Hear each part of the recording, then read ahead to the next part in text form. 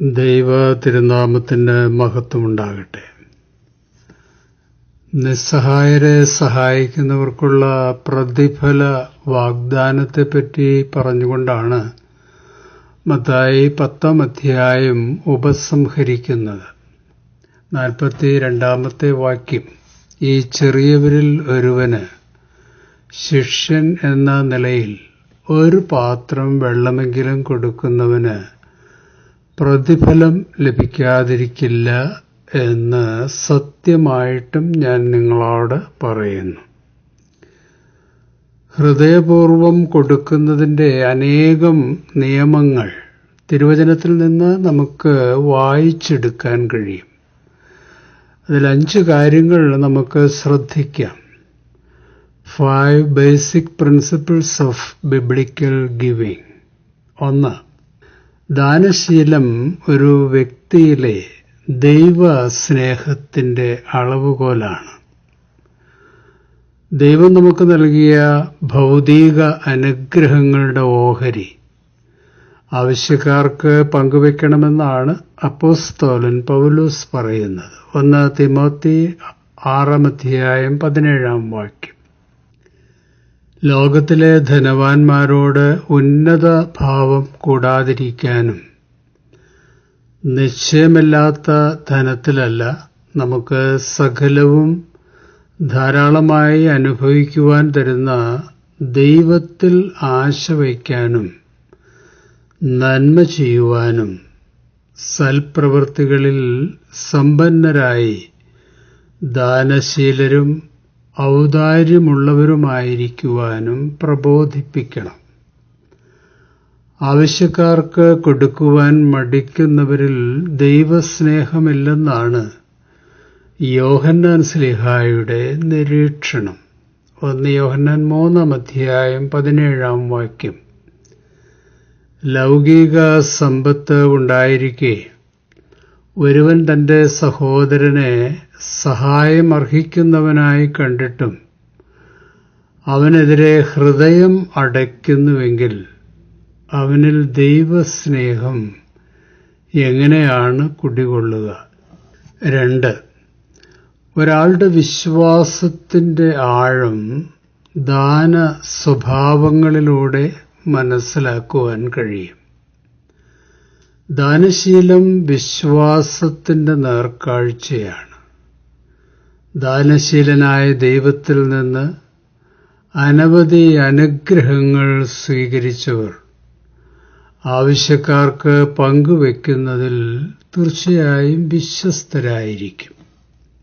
3. ജീവകാരുണ്യ പ്രവർത്തനങ്ങൾക്ക് സമർത്ഥമായി കൊടുക്കുന്നവരെ ദൈവം അനുഗ്രഹങ്ങൾ കൊണ്ട് നിറയ്ക്കും. അനാഥരെയും ദരിദ്രരെയും സഹായിക്കുന്നവർ ദൈവത്തിനാണ് കൊടുക്കുന്നത്. സർവസമ്പന്നനായ ദൈവം അവർക്കും തലമുറകളിലേക്കും അനുഗ്രഹം സമൃദ്ധിയായി തിരിച്ചു നൽകും. 4. രഹസ്യമായി കൊടുക്കുന്നവരെ ദൈവം ആദരിക്കുന്നു. ആളുകളുടെ പ്രശംസയ്ക്കും സ്ഥാനമാനങ്ങൾക്കും വേണ്ടി കൊടുക്കുന്നതിൻ്റെ പിന്നിൽ തീർച്ചയായും സ്വാർത്ഥ ലക്ഷ്യങ്ങളാണ്. അവർക്ക് മനുഷ്യരിൽ നിന്നുള്ള പ്രശംസയായിരിക്കും പ്രതിഫലമായി ലഭിക്കുന്നത്. എന്നാൽ നിസ്വാർത്ഥമായി രഹസ്യമായി കൊടുക്കുന്നവർക്കുള്ള പ്രതിഫലം ദൈവം തൻ്റെ സ്മരണയുടെ പുസ്തകത്തിൽ എഴുതി ചേർക്കും. മത്തായി 6-ാം അധ്യായം. മനുഷ്യർ കാണേണ്ടതിന് നിങ്ങളുടെ നീതിയെ അവരുടെ മുമ്പിൽ ചെയ്യാതിരിപ്പാൻ സൂക്ഷിപ്പിൻ, അല്ലാഞ്ഞാൽ സ്വർഗത്തിലുള്ള നിങ്ങളുടെ പിതാവിൻ്റെ പക്കൽ നിങ്ങൾക്ക് പ്രതിഫലമില്ല. ആകയാൽ ഭിക്ഷ കൊടുക്കുമ്പോൾ മനുഷ്യരാൽ മാനം ലഭിപ്പാൻ പള്ളികളിലും വീഥികളിലും കപടഭക്തിക്കാർ ചെയ്യുന്നത് പോലെ നിന്റെ മുമ്പിൽ കാഹളം ഊതിക്കരുത്. അവർക്ക് പ്രതിഫലം കിട്ടിപ്പോയി എന്ന് ഞാൻ സത്യമായും നിങ്ങളോട് പറയുന്നു.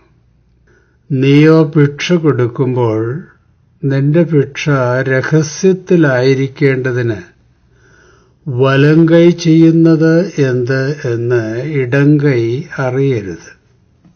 രഹസ്യത്തിൽ കാണുന്ന നിന്റെ പിതാവ് നിനക്ക് പ്രതിഫലം തരും.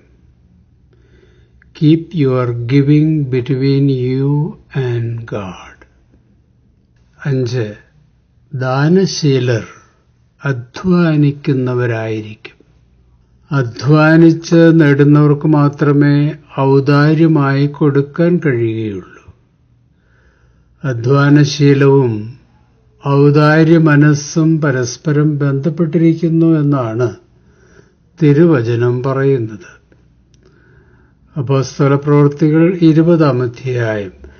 ആരുടെയും വെള്ളിയോ പൊന്നോ വസ്ത്രമോ ഞാൻ മോഹിച്ചിട്ടില്ല.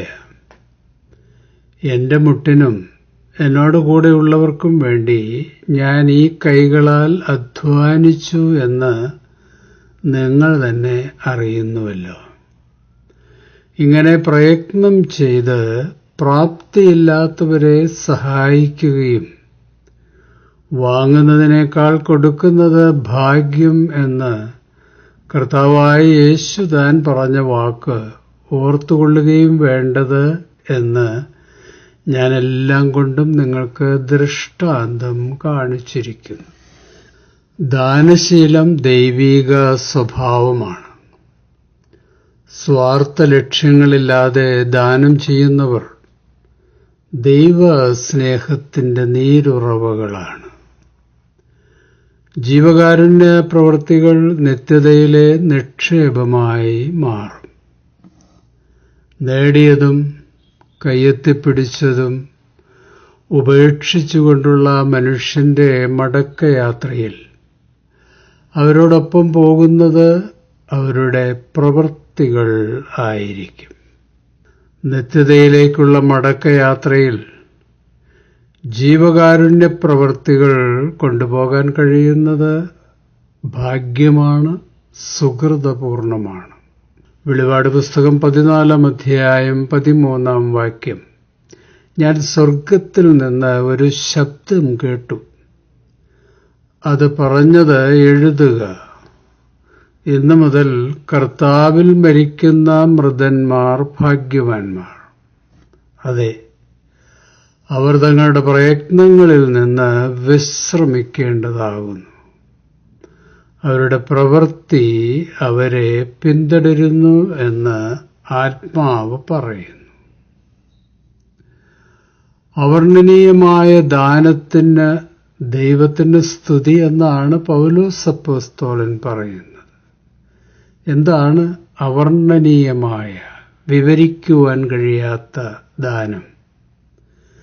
തന്റെ ഏകപുത്രനെ മനുഷ്യന്റെ വീണ്ടെടുപ്പിന് നൽകിയതാണ് ദൈവത്തിന്റെ ദാനങ്ങളിൽ വച്ച് ഏറ്റവും വിസ്മയമായ ദാനം.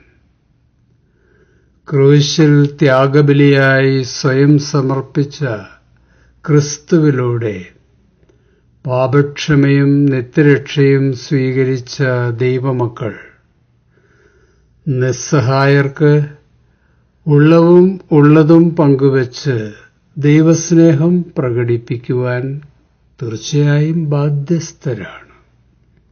ദൈവമേ, അവിടുന്ന് ഞങ്ങൾക്ക് നൽകിയ അനുഗ്രഹങ്ങളുടെ ഓഹരി ആവശ്യക്കാർക്ക് പങ്കുവയ്ക്കുവാനുള്ള കാരുണ്യ മനോഭാവം ഞങ്ങൾക്ക് തരണമേ.